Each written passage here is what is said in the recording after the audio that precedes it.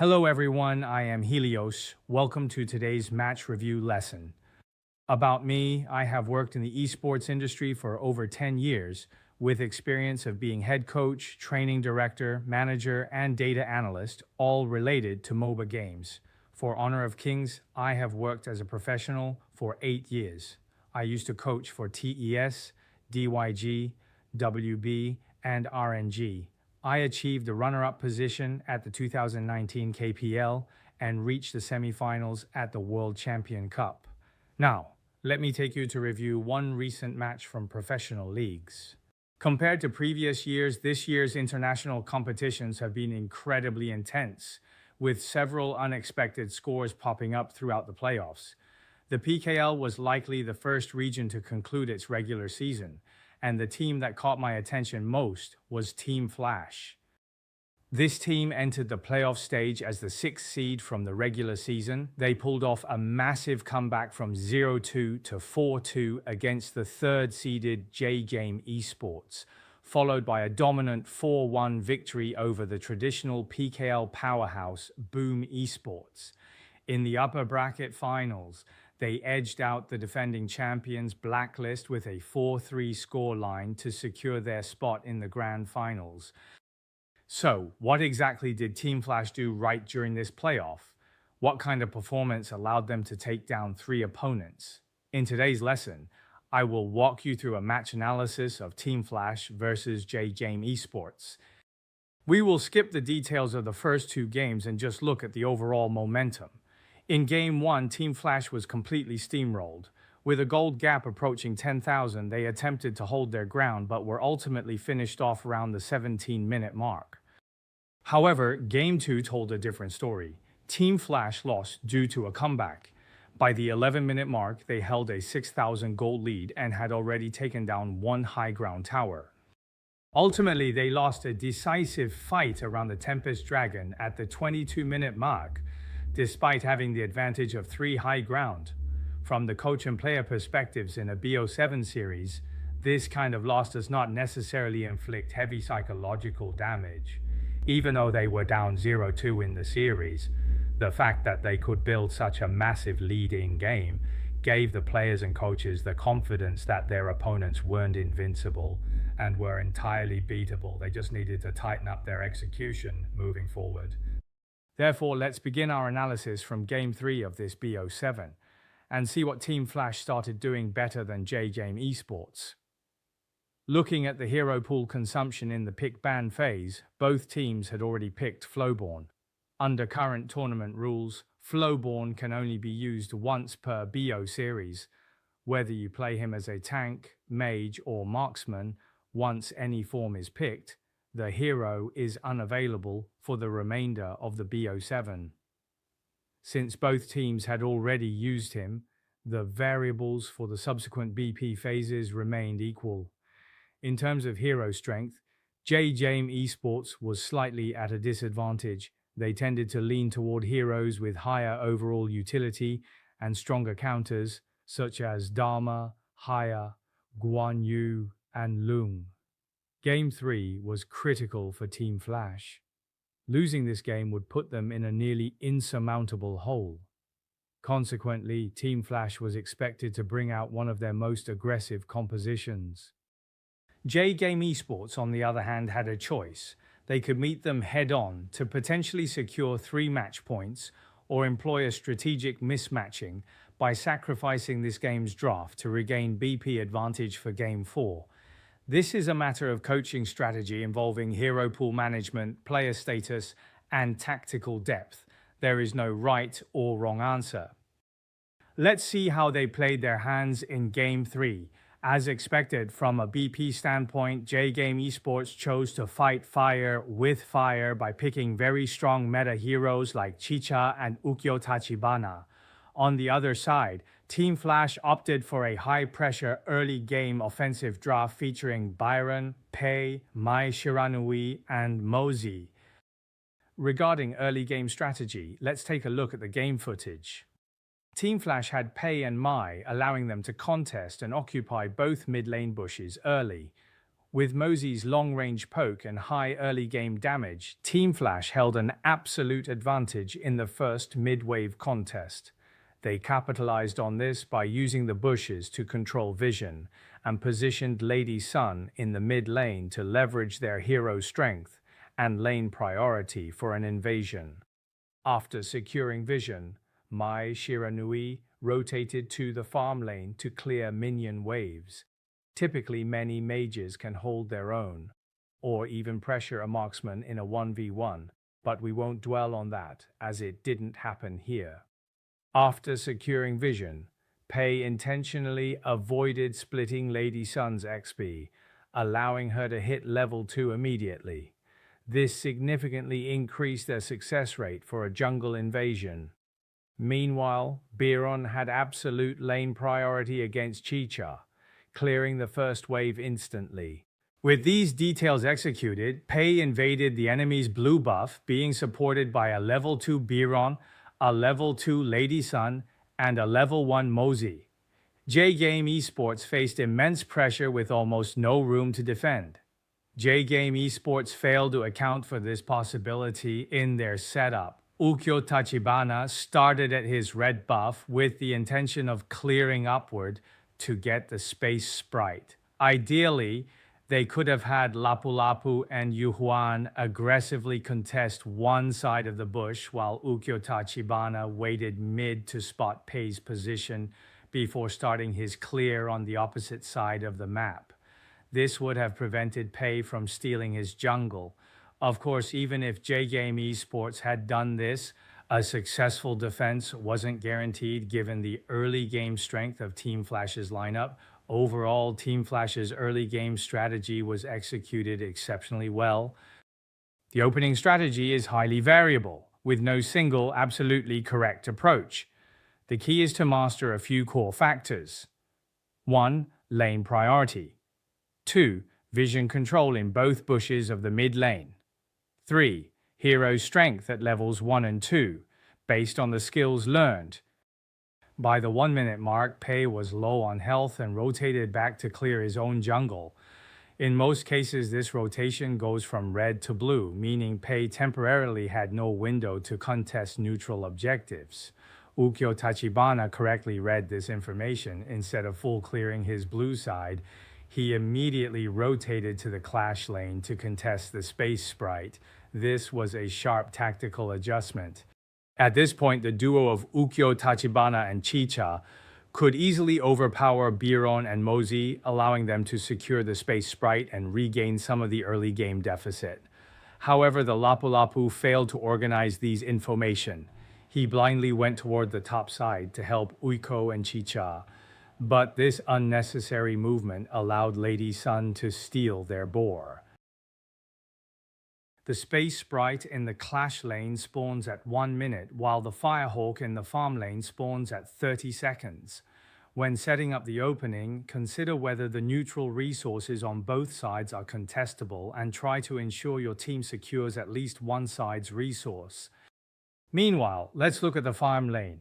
Renjie had the advantage over Mai Shiranui and should have been able to pressure her out.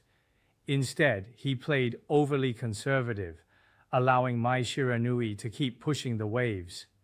Had Renjie reacted to his teammates' positioning and pressured the lane aggressively, he could have used his range advantage to poke her down. Even if his burst potential is lower than Mai's, this likely would have secured the Firehawk for his team. Furthermore, while building boots for fortitude is standard for Renjie, it was completely unnecessary against a hero like Mai Shiranui. He can buy boots of dexterity to maximize his damage output, swapping back to boots for fortitude once he had to lane against Lady Sun later. Maximizing item efficiency is exactly what Renjie should be doing in that situation. Now let's look at this scene around the 3-minute mark. J-Game Esports Lapu Lapu attempted a bush ambush. Spotting Mosey passing by, he called for Ukyo and Yuhuan for this kill. Their attempt failed, and even got counter-killed by Team Flash's follow-up. This is a classic mistake often seen in rookie players. From Lapu-Lapu's perspective, he was hidden and felt that as long as his teammates followed up, the kill was guaranteed. However, he ignored the mid-lane priority issue. At that moment, his teammates' priority was to farm gold and prepare for the Tyrant. If JiuJing Esports had cleared their waves first before looking for a chance to kill, Team Flash's rotation would have been much slower. And at the very least, JiuJing could have forced out enemy abilities and health for free. For Lapu-Lapu, unless it is a major teamfight tempo, you shouldn't force a play that requires teammates to sacrifice their tasks, especially if they can't follow up. Instead, he should have focused on tracking the enemy's movement to ensure his mid and farm lanes could clear waves safely. The Tyrant spawns at 4 minutes. Generally, we need to start preparing at 3:30. To handle the team fight around the Tyrant well, there are a few key points to note. 1. Lane priority, especially in the mid lane and farm lane. 2. Vision control in the right bush of mid and the river area near the Tyrant. 3. The status and health of all heroes on both teams. Lapu-Lapu's mistake didn't just cost him his life. It led to Tanran getting dove under the tower shortly after. Team Flash's offense was both fierce and precise. Since this was when 4-minute Tyrant spawned, the negative impact of Lapu-Lapu's play was far more than just 2 kills. Because Ukyo had started at his red buff, it was likely respawning around the 4-minute. As the attacker, Team Flash parlayed those 2 kills into a T1 bottom tower, the enemy red buff, and the Tyrant.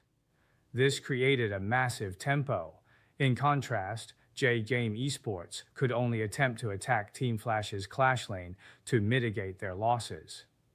In professional matches, the 3:30 mark is crucial.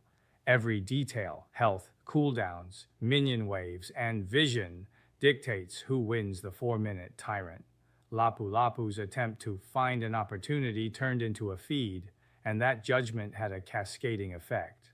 Therefore, my understanding is this. If a team intends to contest the Tyrant, every action leading up to it must serve that goal. You only take fights you are certain to win before that node. While players will inevitably make mistakes, the goal is to keep key timing windows as controlled as possible to increase the team's error tolerance. Following this sequence, Team Flash successfully snowballed their lead. After the Tyrant was taken and JiuJing Esports managed to take down a clash lane turret, the game entered what we call a half-map tempo. At this stage, teams group up more tightly to ensure safe farming and avoid getting picked off. Strategically, Team Flash needed to secure the red buff. Since Lady Sun was well farmed and the farm lane T1 tower was already down, the most likely play was for her to take the red buff and push the top lane. Being at a disadvantage, JiuJing Esports' actions were passive. Had they analyzed Team Flash's strategy, they should have pushed the farm lane only. Instead, they stacked a 5-man mid-push to pressure Flash. However, they lacked the goal to be truly combat effective, as most of their core items were lacking. Also, the mid-lane terrain is easy for teamfights, so Team Flash decided to engage and secured a massive victory. Nung kinagat ng red buff, alam mo na eh. Ramdam mo na nagaling yung mga... Oh! Gitna. Cannon blast. Uy! May more full tempo para kay Ivalis. Naiwan si Tumalon sa Kalma. loob si Kuya Khan, pero dami na ipit. Raging Sea. Patay ang Jerks! Lumadagas ang waterfall. Ayan na sila! Mitsuha going down. Ang daming knock-up. Si Khan may buhay pa rin hanggang ngayon. Napakakuha na ng isang Byron, pero Kunyo na naman para kay Mix. And the Kanchusen will connect to finish that kill. Iba talaga ang Byron. The half-map concept. Professional teams typically start entering the half-map tempo around the 5-minute mark. At this point, in order to allow their carries to scale more safely, besides splitting the map and holding one side, each position is carefully assigned specific roles. 1. Core damage dealers focus on farming. For example, the marksman in the farm lane, or heroes like Fatih and Charlotte in the clash lane. 2. Heroes with crowd control or frontline capabilities are responsible for holding vision, ensuring that the core heroes have a safe environment to farm. The optimal strategy for J-Game Esports was to avoid fighting and wait until their carries got their core items. In that decision-making window, if J-Game had sent D-Renjie to push the bottom lane undercover while the rest of the team held mid at a safe distance, Team Flash wouldn't have found such an easy engage. At this point, Team Flash had won another small skirmish by repeatedly punishing J-Game Esports' mistakes. Their next steps were simple: track the enemy jungle timers, maintain offensive, and close out the game once they secured the Shadow Tyrant. To build a bigger snowball and increase your chances of winning the game, it is crucial to track the opponent's jungle respawn timers and apply constant pressure. Conversely, for the defending side, organizing defense based on clear respawn timings is also one of the essential skills for professional teams. Generally, offensive plays are structured around the respawn timers of the buffs, which have a 90-second respawn window.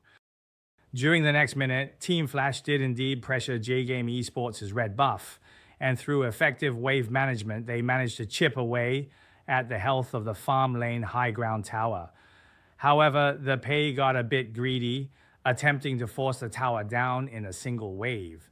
This allowed Lapu Lapu to find an opportunity, initiating a 5v4 team fight that ultimately resulted in a 2-for-2 trade. To be honest, there was nothing wrong with Team Flash's Pei going for the high ground tower, but he couldn't afford to be greedy. At that specific moment, Byron was not present. Had he been there to make it a 5v5, their win rate in a team fight would have been extremely high given the current golden item gap. But they only got 4 members at that time. Every movement should have been more conservative. Wharton, they saw Lapu Lapu's teammates approaching. He should have disengaged and repositioned.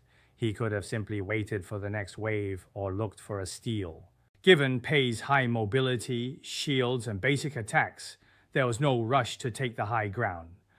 Furthermore, breaking the high ground at that exact second would not ended the game.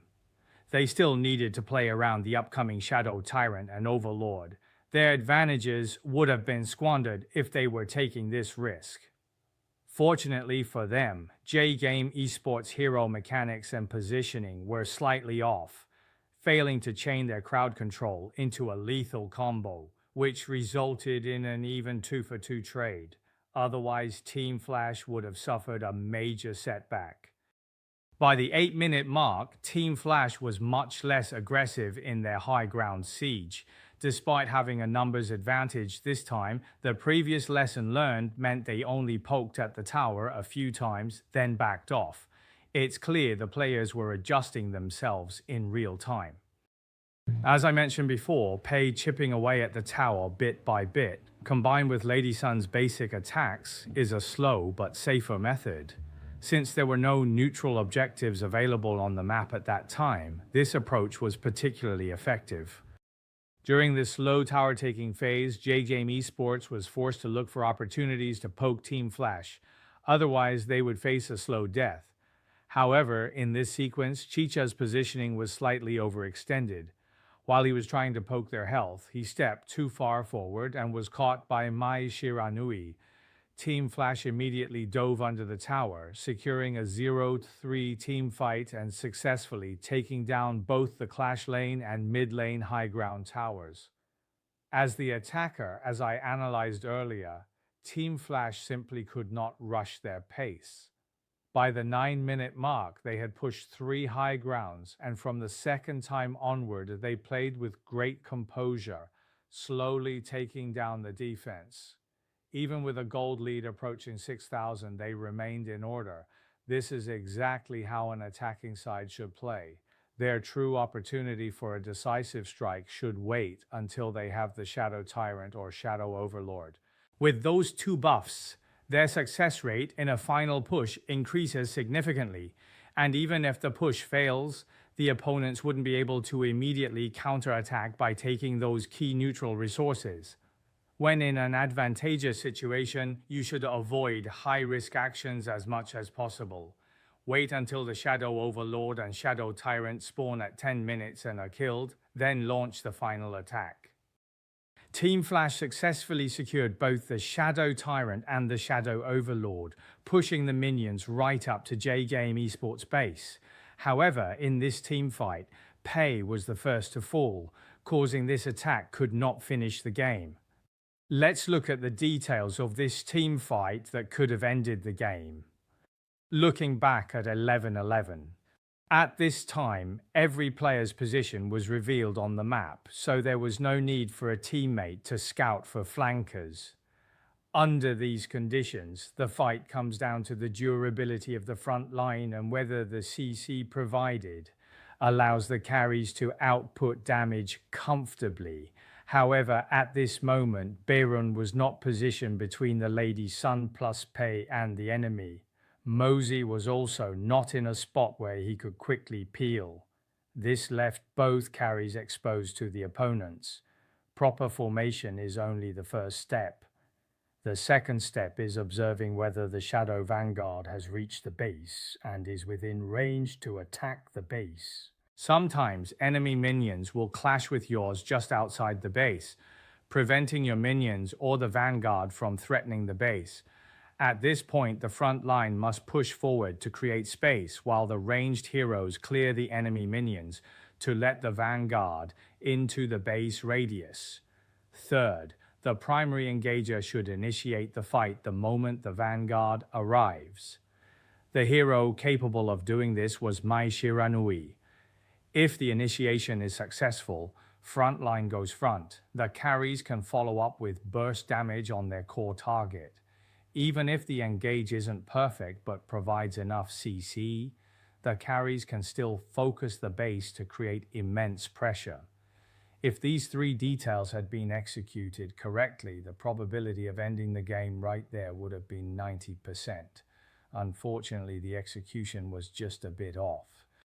When the minion wave is about to reach the enemy base and you are preparing to end the game, there are two key points requiring your attention. 1. Whether the minion wave has already reached the enemy base and is able to effectively attack the enemy base. 2. Pay attention to the positions of the enemy heroes and maintain your team's offensive formation. Ultimately, the trade between Pei and Chicha was a 1-for-1. Team Flash failed to end the game there and the match continued.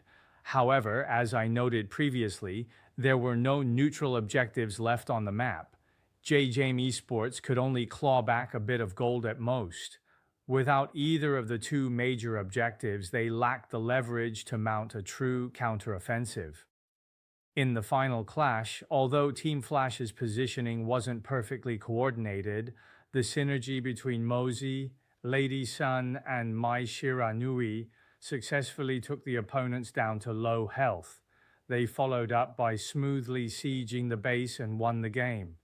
Kaya pa. 25 seconds on that timer. Try their best, pero sakto na naman naghanap blast sa may panulap ng isang knock-up. Muna niya si Pansit. Let's go, medyo malayo sa kanyang Crystal mismo. At tatapusin na nila ang laban ngayon para ma-maintain pa ang laban na ito. 2-1, ibigay mo para sa FLPH. Alright, moving on to Game 4. Let's see if J-Game Esports goes all in on strong heroes to force a match point and whether their bans are effective. On the other side, we'll see if Team Flash has enough strong picks left to maintain the offense they showed in Game 3. Starting with the ban pick analysis, Team Flash banned Mai Shiranui. The intent here is clear.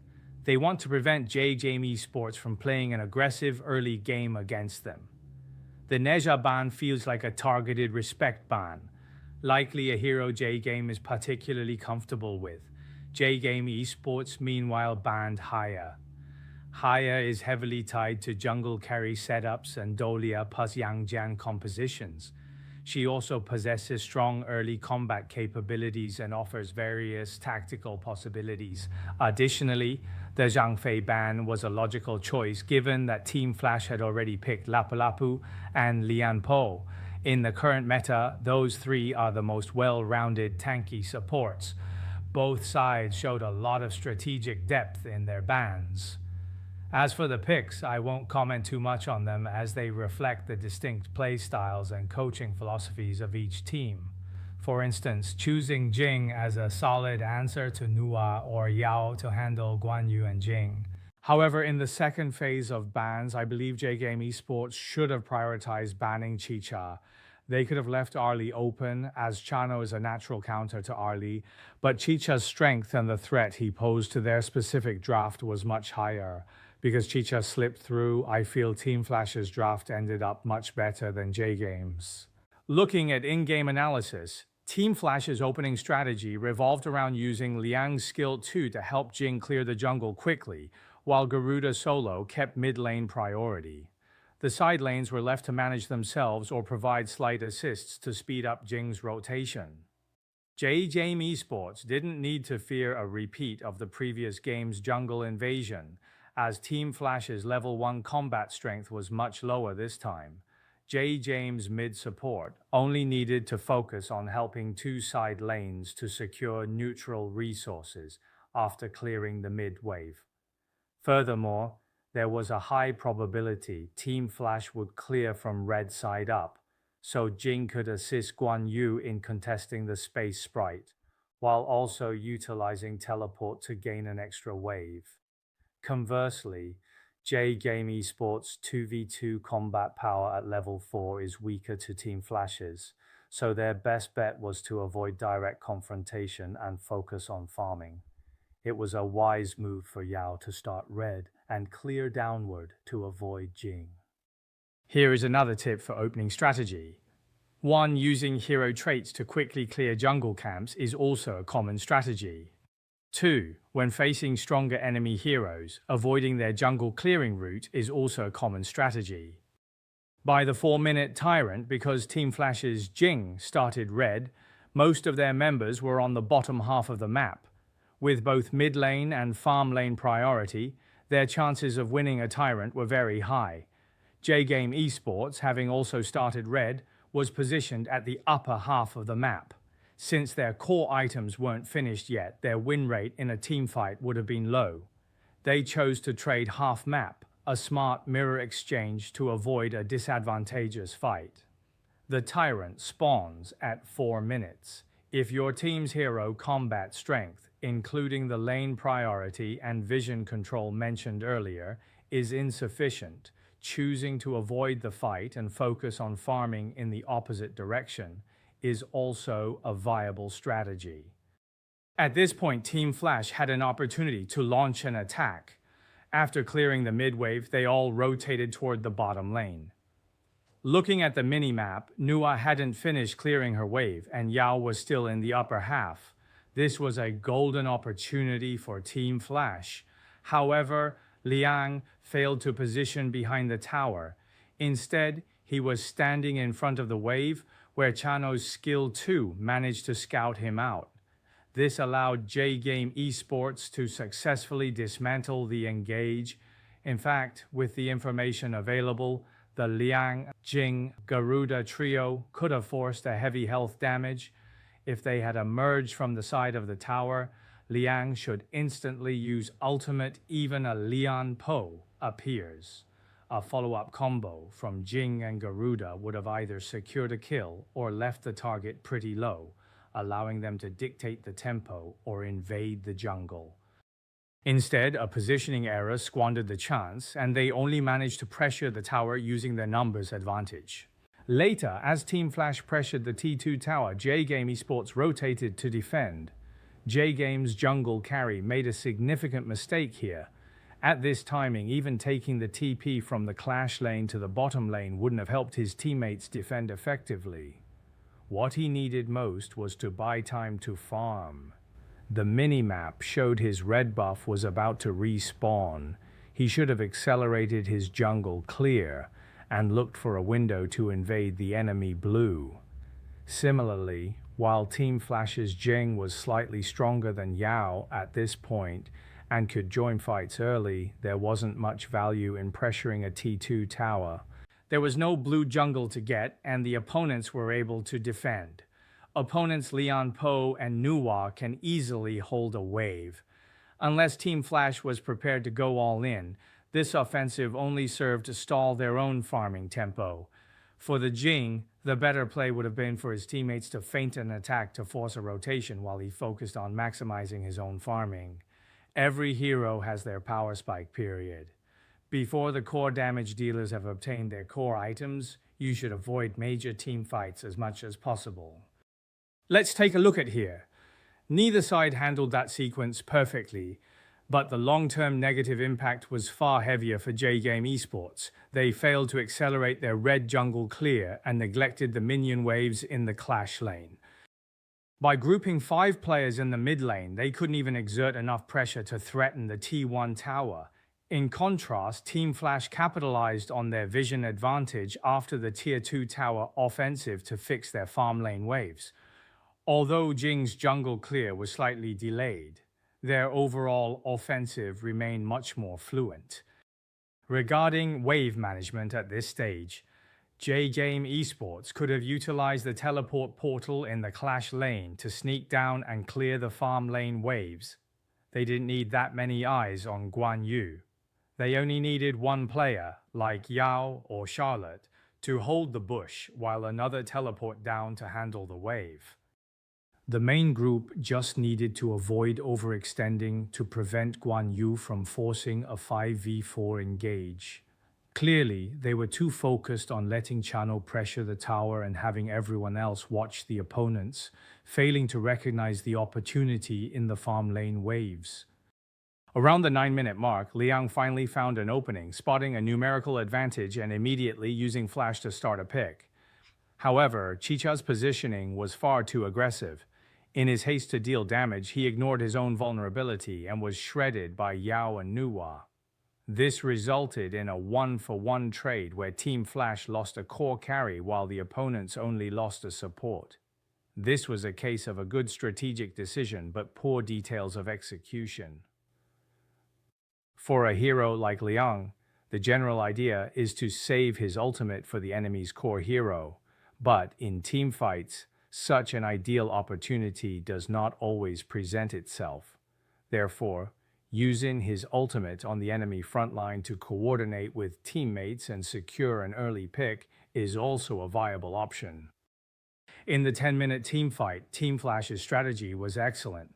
They sent Jing to steal the Shadow Tyrant while the other 4 members applied pressure from the front to chip away J-Game Esports' health.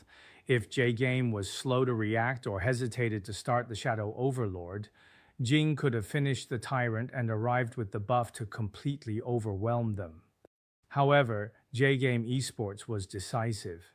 Yao forced engaging the Shadow Overlord, using his skills and movement to dodge as much poke as possible from Garuda and Guan Yu.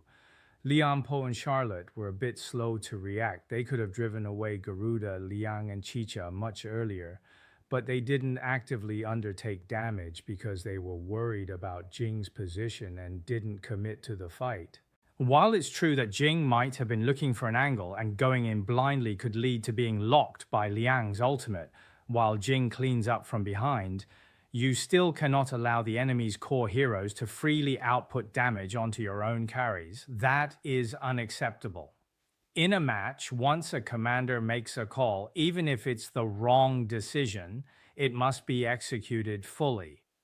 In my experience, a wrong decision doesn't always lead to a bad result. If all 5 players commit to the wrong decision together, their collective execution, formation, and coordination can often win a fight that originally had a low win rate.